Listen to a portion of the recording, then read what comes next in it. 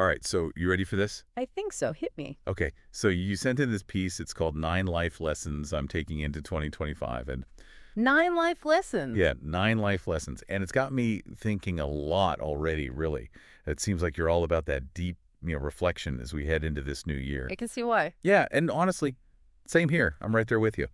So let's just jump right into this deep dive and see what we can uncover, what kind of wisdom we can, dig up from this. Okay, sounds good. Yeah, these personal reflection pieces, you never know. They can be surprisingly insightful. Exactly. You often find these real gems hidden beneath the surface. That's a great way to put it, Gems. And this one starts off, I think, really strong. It kicks us right off the bat with a quote from John Burroughs. Leap and the net will appear. Now, this is for our listener out there, okay? For you listening right now. Yeah. If you're someone who just loves to kind of soak up knowledge, you want to learn new things, but you also really appreciate those aha moments. There's moments where things just click. Buckle up. This deep dive is all about those sort of counterintuitive lessons that, we pick up along the way. This isn't your typical self-help fluff. Okay. All right, I'm intrigued. Let's break it down. So that Burroughs quote, leap and the net will appear. I mean, it is a powerful statement. It is. It's powerful because it speaks to something I think we all struggle with at some point, right? That overthinking. We get so caught up in analyzing every single possible outcome, and then what happens? We end up paralyzed, never taking that leap at all. It's so true. You get stuck in analysis paralysis. And the author of this piece, they actually talk about that. They really dive deep into their own experience with this. And they talk about, how many times they felt this, wait, was that it? Feeling? But it was after they took the risk. Yeah. Like all that worry for nothing. Yeah. Exactly. All that worry. And for what? It's fascinating because the author, they describe this shift that happens in our thinking when we finally do take action.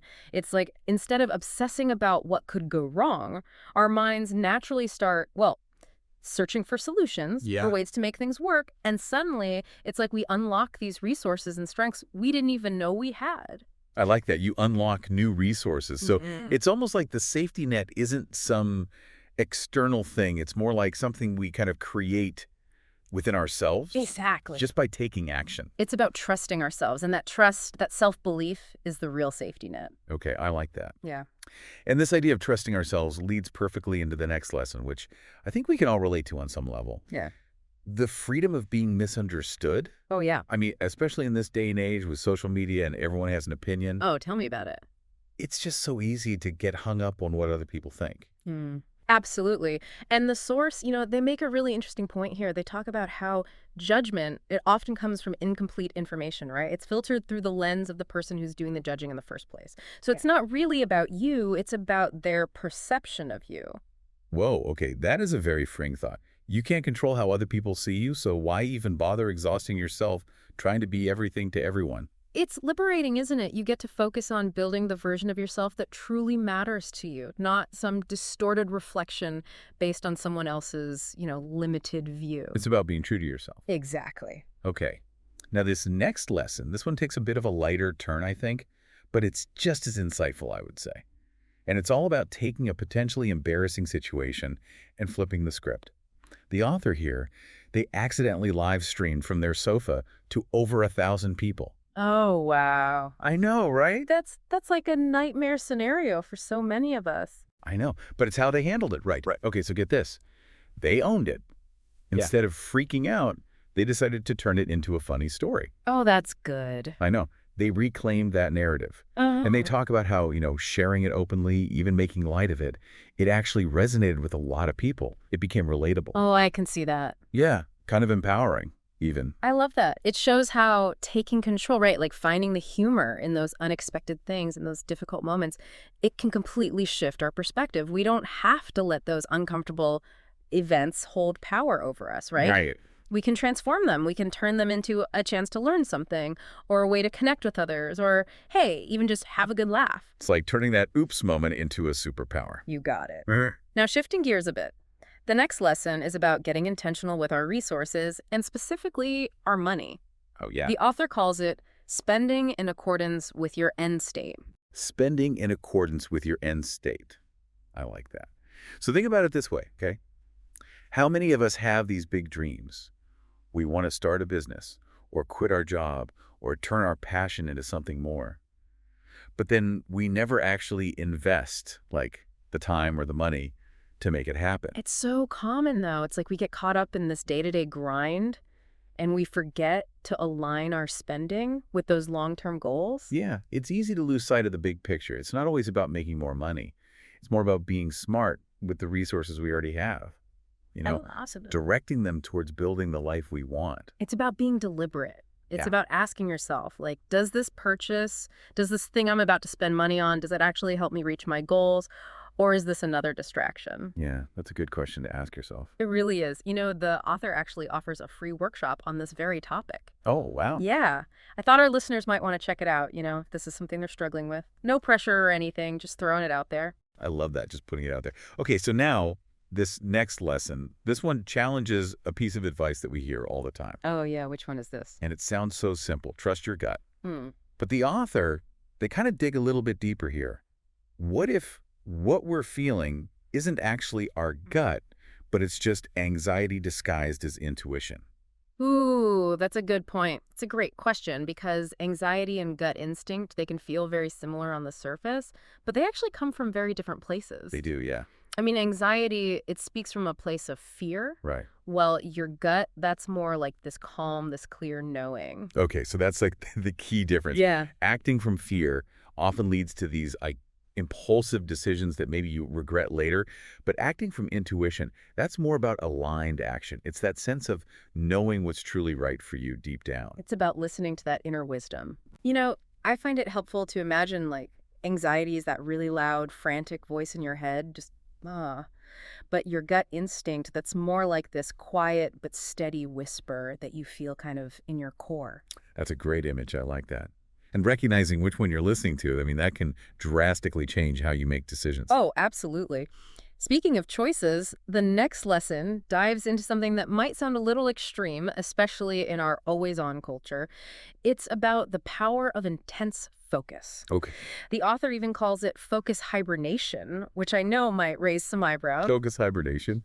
I was intrigued by that too when I first read it. But the more I thought about it, the more it resonated. It's about really disconnecting, minimizing all those distractions, and fully immersing yourself in a project, especially when you're working towards like a big launch or a deadline. It's like tapping into that flow state where time just seems to disappear and you're Wow. completely absorbed in what you're doing. Exactly.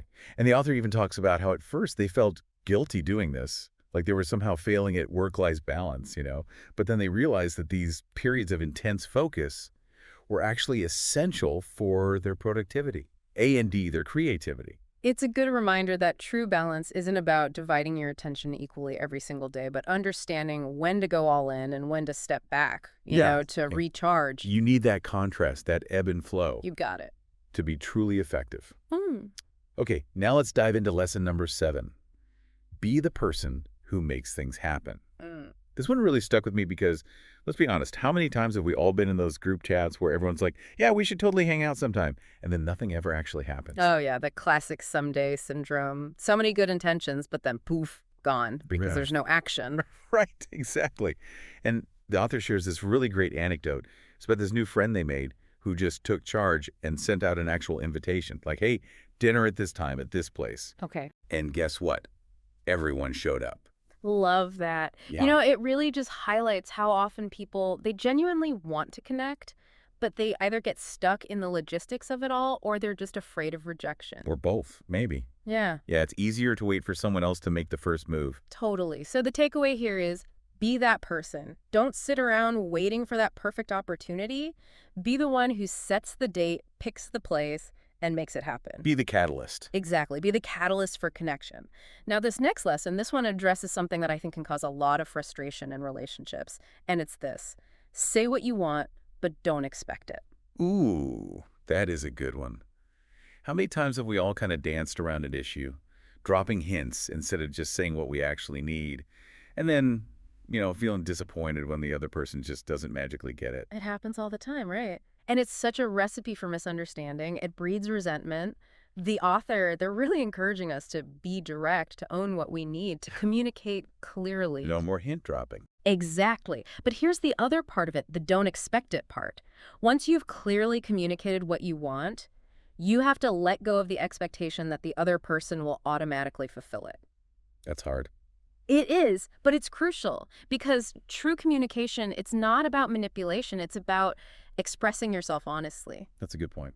Sometimes, even with the best intentions in the world, the other person might not be able to meet our needs, and that's okay. At least now we're having an honest conversation. No more stewing in silent frustration. And that honesty can lead to stronger relationships, right? It can. Clearer boundaries. Maybe even the realization that we need to adjust our expectations a little bit. Exactly. It's all about growth.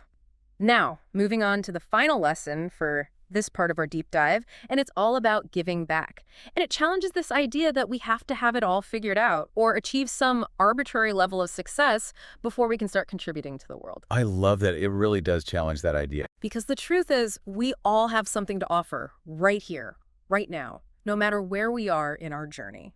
And giving back, it doesn't have to be this huge, grand gesture, right? It can be as simple as listening to someone, sharing a skill, or just doing something kind for someone else. Small acts can make a big difference. Exactly. The author, they share some really personal examples. Little acts of kindness, things like brainstorming with someone, sharing their experience, or even just sending someone a helpful article.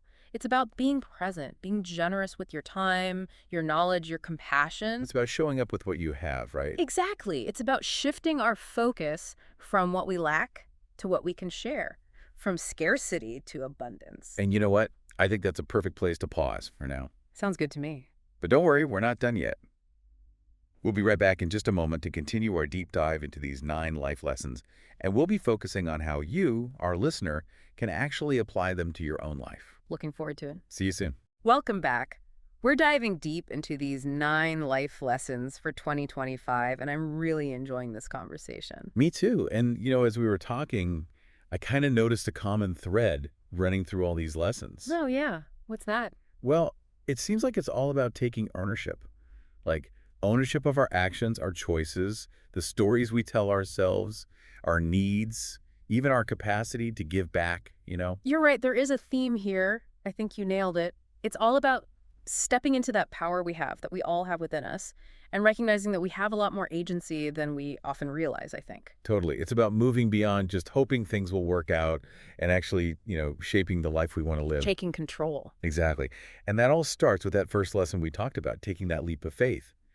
Because until we actually take action, nothing really changes. Yeah, you're stuck, right? You're stuck in that cycle of overthinking and inaction. Totally. And even if things don't go exactly as planned, which, let's face it, they often don't. Right, they don't. We learn and we grow from those experiences. And we build resilience, that inner safety net that allows us to take even bigger leaps in the future. Which then ties right back into the freedom of being misunderstood. Like, once we realize we can't control what other people think of us, it's like we're free. We can focus on what actually matters to us. It's a huge weight off your shoulders, isn't it? It is. Letting go of that need for constant validation from other people, finding that sense of self-worth from within. Yes, exactly. And when you have that solid foundation, that belief in yourself, you can flip the script when things go wrong. It's like you're ready for it. You're ready. You can find the humor in it, the lesson, the opportunity for growth, even in those really unexpected curveball moments. Because sometimes I think it's those messy, imperfect situations that show us what we're made of, Yeah, that's when you see what you're truly capable of. They reveal our strength. Totally. And once you have that solid ground beneath you, that's when you can start aligning your actions with your goals. Like spending in accordance with that desired end state, like the author said. I love that phrase. So smart. It's about making really conscious choices with your time, your energy, and yeah, your money too. But, not just financially. It applies to all areas of life, I think. If you're not willing to invest in yourself and your dreams, then who will? Exactly. And speaking of investment, it makes me think of that lesson about differentiating between gut instinct and anxiety. Oh, yeah, that's a good one. Because if we're constantly reacting from that place of fear, well, we're going to miss out on so much. You miss opportunities. We'll end up making decisions that, well, they just aren't in alignment with who we really are. It's like you're letting fear make the decisions for you. You're not in the driver's seat anymore.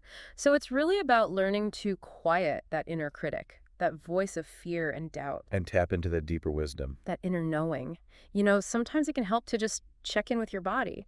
Your body. Yeah, see how you're feeling physically. Anxiety, it often shows up as tension, a racing heart, that kind of thing. But your gut instinct, that's more of a calm, grounded feeling. That's interesting. I've never thought about it that way. Yeah, give it a try. It's a subtle difference, but it's powerful. Right. And once we're really clear on what we want, what we truly desire, that's when we can tap into the next lesson and use that intense focus to make it happen. That's where the focus hibernation comes in, right? Exactly. It might sound a little extreme, but I think it's about recognizing when you need to go all in on a project. You know, it's funny because focus hibernation might sound like this brand new thing, but really it's similar to ideas like deep work or flow state, these concepts that people have been talking about for years. Oh, right. Yeah. The key is finding what works best for you, what helps you get into that zone where you're the most productive and creative. It's about creating those conditions that work for you. Exactly. It's not about forcing yourself to work nonstop. It's about giving yourself permission to really immerse yourself in the task at hand, and let everything else just fade away for a bit. You need that space to create. And it's also about realizing that kind of intense focus, it might not be sustainable every single day, right? Right. It's finding that balance, that ebb and flow we were talking about, knowing when to go all in and when to step back and recharge. It's about listening to your body and your mind. Exactly. And speaking of creating the conditions for things to happen, that brings us to lesson number 7. Be the person who makes things happen. We were just talking about this before the break, about how so many plans just never materialize Oh, yeah. because no one takes that first step, It's so easy to fall into that trap, that waiting game. waiting for someone else to make the first move. But the reality is we have the power to initiate, to be the ones who make those connections, create those experiences that bring joy and meaning into our lives. Be proactive. And remember that story the author shared about their friend who just sent out that dinner invitation? Everyone showed up. They were just waiting for someone to take the lead, It shows that people want to connect, but they might need a little push sometimes. A little nudge in the right direction. So be the person who sends out that invitation. Organize the game night, Right. plan the hike, whatever it is. You might be surprised by how much people appreciate it. It's about taking the initiative. Yes. And once we're comfortable doing that in our external world, we can turn our attention inward and start practicing clear communication in our relationships. That's right, bringing it back to that lesson. Say what you want, but don't expect it. It's so important. It's about owning our needs, expressing them clearly, honestly, without those unspoken expectations. Without trying to manipulate the other person. Right. It's about authenticity. It's also about understanding that, communication is a two-way street. We express our needs, but we also need to listen. We need to be open to the other person's perspective and understand their limitations. It's about meeting each other halfway. Yeah, and even if the other person can't meet our needs in that exact moment, at least we're being open and honest. Which can actually lead to a stronger relationship. Clear boundaries, maybe even the realization that, hey, we need to adjust our expectations a bit. It's all a process, isn't it? It is. Okay, so we've covered 8 of these 9 unconventional life lessons. Wow, time flies. I know, I'm already feeling inspired. But there's one more lesson we haven't touched on yet, and it's a really beautiful way to wrap things up. It's all about giving back. Yes. And I love how the author really pushes back against this idea that we need to have it all figured out before we can start making a difference. Like you have to reach a certain level of success or something. Yeah, like you're not ready yet. But the truth is, we all have something to offer right now. And giving back, it doesn't have to be this huge, complicated thing. No, not at all. It can be something small. Like we were Yeah. saying earlier, just listening to someone, sharing a skill, doing something kind. The author shares those small acts of kindness, things like brainstorming with someone, sharing their experiences, or sending an article they thought would be helpful. It's the little things. It's showing up, right? Showing up with what you have and being generous. Being present. It's about shifting our focus from what we lack to what we can share. It's about abundance, not scarcity. I love that. And you know what? I think this is a perfect place to pause for a moment. Okay. But don't go anywhere. When we come back, we'll be diving into the final part of our deep dives. We're going to explore how these lessons can be applied to your life, our listener. So stay tuned. And we're back. Welcome back to our deep dive. We've been exploring these 9 life lessons, getting into those nitty-gritty details, and I'm really starting to see how these ideas could be game changers. I know, right? From those leaps of faith to, flipping the script when things get tough. There's so much wisdom packed into these lessons. Absolutely. And now, let's shift our focus to you, dear listener, because we want to make this practical. Exactly. Make it real. How can you take these 9 life lessons and actually make them work in your own life. It all starts with figuring out which lesson resonates with you the most right here, right now. Which one feels like it's speaking directly to you? Yeah, think about what's going on in your life at this moment. Are you feeling stuck? Maybe you need a nudge to take that leap of faith? Or are you just tired of trying to please everyone and ready to embrace being your true self? Maybe you're ready to get serious about your goals and you need to align your spending to make those dreams a reality. Or maybe you're feeling overwhelmed and you need to carve out space for that intense focus we were talking about. So many possibilities.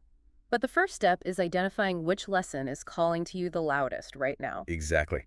Once you've got that, you can start experimenting. And remember, these aren't rules set in stone. They're more like, guidelines. Yeah, like a starting point for your own personal experiment. It's about finding what works for you. What works for one person might not work for another. So be curious. Play around with these ideas. Adjust them to fit your own unique circumstances. It's all about personalization. Make it your own. Exactly. Think of them as prompts for reflection and, most importantly, action. Because knowledge without action, well, it doesn't get you very far. So true. What's one tiny step, even a tiny one, that you can take today to move in the direction of that lesson you chose? And don't be afraid to revisit these lessons throughout the year, because life is always changing, and what speaks to you now might evolve over time. These lessons are a toolkit, really. They can help you navigate the ups and downs of life with more intention, more awareness, and more authenticity. And I think the real magic happens when you take these ideas beyond just theory, beyond just listening to us talk about them. It's when you put them into practice in your own unique way. So as you head into this new year, I encourage you to embrace these 9 unconventional life lessons. Not as a set of rigid rules to follow, but as a springboard, a launch pad for creating a life that feels truly meaningful and fulfilling to you. A life that's uniquely your own. Thanks for joining us for this deep dive into 9 life lessons I'm taking into 2025. Until next time.